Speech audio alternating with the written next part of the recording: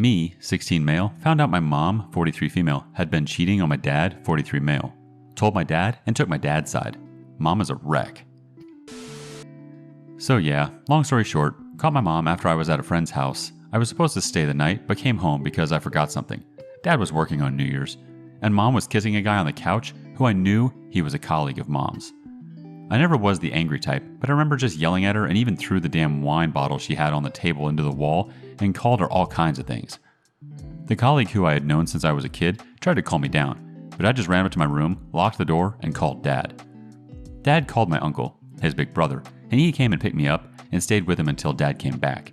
He sometimes has to travel for a couple of days, maybe once or twice every year. I still have not really talked with my mom. I just get so angry when I see her, and honestly, after the crap I called her, I think she's afraid to even speak to me. Mom just seems like a wreck, and Dad is considering divorce, but Dad has agreed to counseling first. I am seeing a shrink before anyone asks, but after going there for almost 6 months now, I still just go home angry and just feel so angry every time I see Mom. It's easier to pretend she does not exist at all. Like I said, we hardly talk anymore, and I'm afraid of saying something even more stupid if I have the conversation. Christmas this year, I quickly finished dinner, had no interest in presents or any of that Christmas stuff. Dad asked me to try to have regular Christmas, and I was trying, but sitting at the dinner table with our family pissed with my uncle putting his hand on my shoulder once in a while to just calm me down. He must have seen how pissed I was and realized I could explode at any moment, but I remained polite and thanked my grandparents for the presents. But I just said I was tired and went to my room early.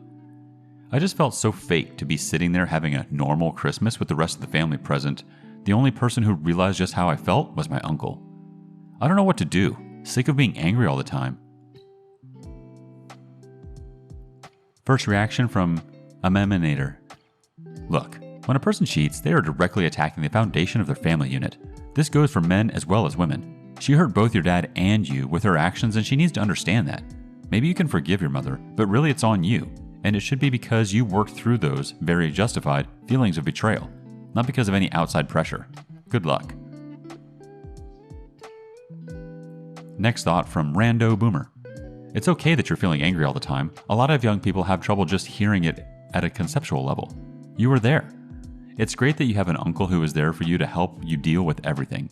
That others aren't able to help as much as not necessarily as an indictment of them, so much as it is that they are going through their own stuff as well. Sometimes young people forget their parents aren't as good together as they seem.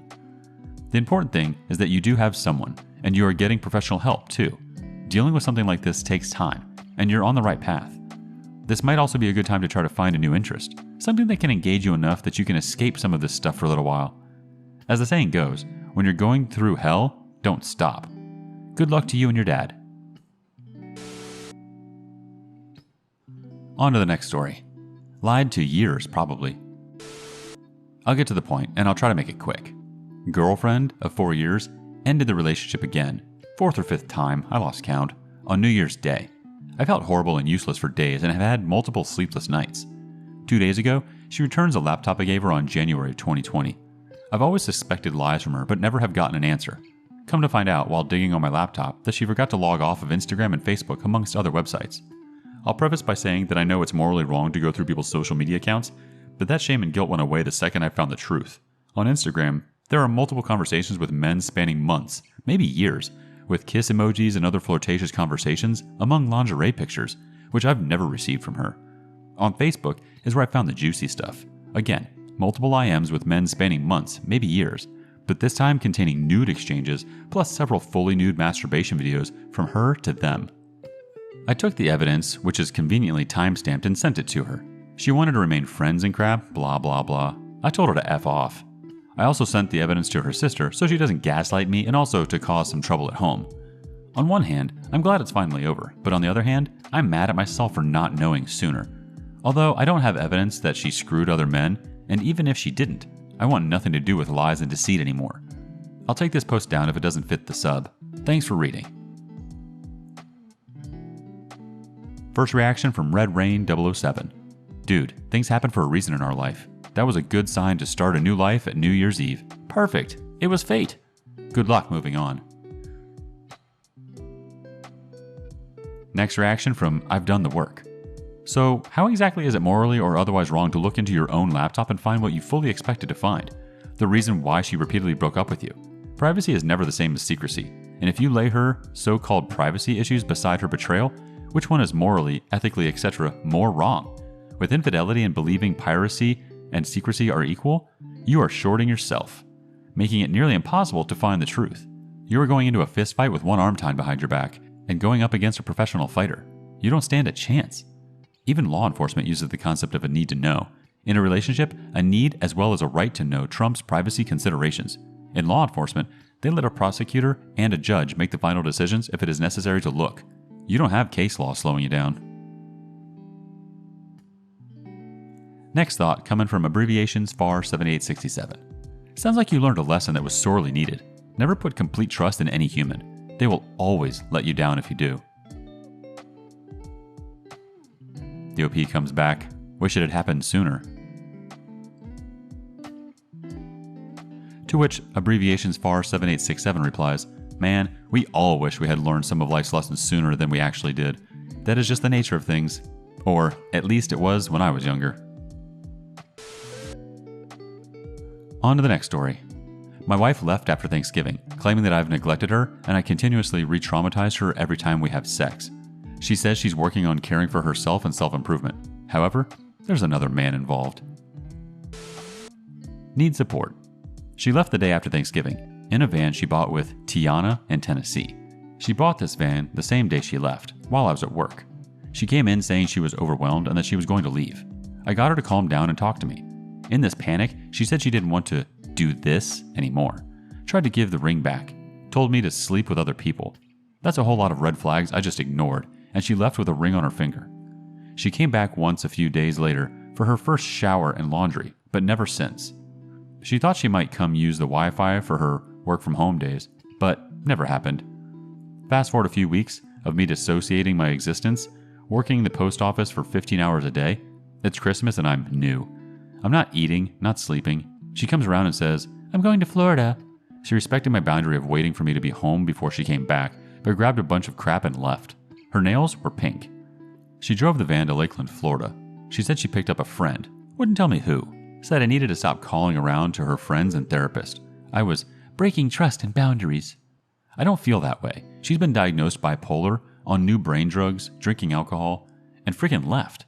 I'm calling around trying to figure out what the hell. Anyways, she calls me a few times in Florida, makes sure I'm okay, sends pics of alligators.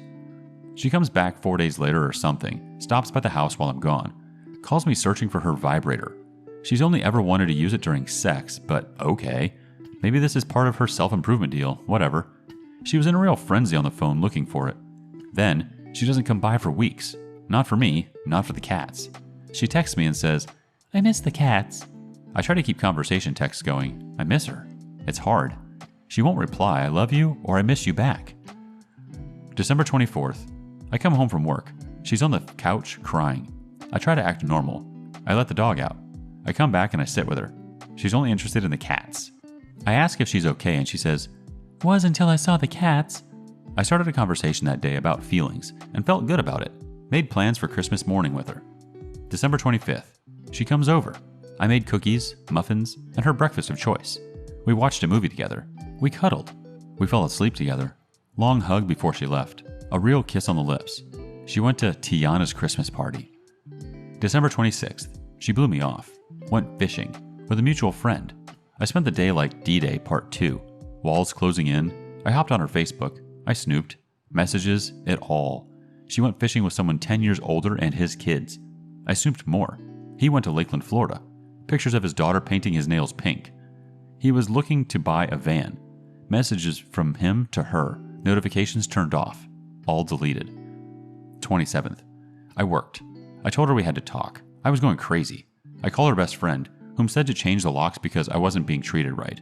I brought up the name of this person, who was a mutual friend. She played dumb, but I know she knows. My wife goes to best friend's house before meeting me. Comes in, gives me the ring, says I've broken trust and she doesn't want to work on anything. I bring up this dude's name. That's just where my van is parked. There's nobody else. She leaves. I snoop more. She went to his family Christmas party. She's cuddled with him and his kids in the back of the photos and videos. I distanced myself from my wife entirely. Now she's texting and calling to make sure I'm still alive. December 31st. She visits family and stays until January 3rd. I've been 100% transparent about all information with her mom since D-Day. My wife shortened her trip significantly, probably because she wasn't planning on not having a ring. She tells her mom it's because of her assault years prior, and I re-traumatize her every time we have sex, and she's not okay to be with anybody after the abuse she suffered years ago, and she's working on herself. She tells me she told her mom about the assault, asks if I'm okay. I say no. She calls. I blew up. My feelings, boundaries, telling her if it's going to work, I need the truth. I'm tired of being gaslit and out to dry. Friends turning against me at every turn. She cried. A lot. She said she loves me. That she'd like to see me. I check Messenger. Unread message from him. I read it. He misses her. Called her babe. I screenshot and deleted it. So I see her that night after her return drive home. I see the van. She's definitely living in it. She's also not okay. She told me about this trauma she's re-experiencing. I believe it. I think it's truth. We talk. I hold my cards on this guy to myself. We hug, go our ways. After talking to me, she deleted it all. Facebook, Instagram, Twitter, Snapchat, all of it. That's how it's been for the last few days. Her mom stopped calling me. I wonder what was really said to her. All of this. I know my wife is not okay. She is not herself. She's in crisis. She won't let me in, won't let me help. I don't know how to bring up this other man again without pushing her further, but I fear she's already gone.